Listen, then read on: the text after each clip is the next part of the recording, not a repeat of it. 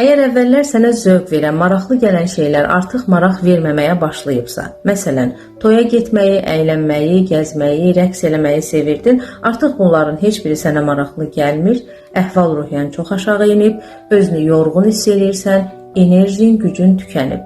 Diqqətini fokuslamaqda çətinlik çəkirsən, əvvəllər üzərinə düşən bütün işləri, ev işlərini sevə-sevə, rahat, tez görə bilirdinsə, artıq bunların heç birini eləmək istəmirsən. Ayağa qalxmağa belə gücün yoxdur. Yuxunda dəyişiklik var. Ya həddən artıq çox yatırsan, ya da heç yata bilmirsən. Qidalanmağında, çəkində dəyişiklik var. Və bütün bunların nəticəsində özünü danlayırsan, günahlandırırsan, özünü tənqid edirsən ki, görəsən niyə görə mən bunları yaşayıram? Əslində bu yaşadıkların sənin nə zəifliyin, nə də qocalığın deyil. Bu depressiya əlamətləridir. Depressiya sənin bədənində gedən həm bioloji, həm də psixoloji problemlər nəticəsində yaranan xəstəlikdir.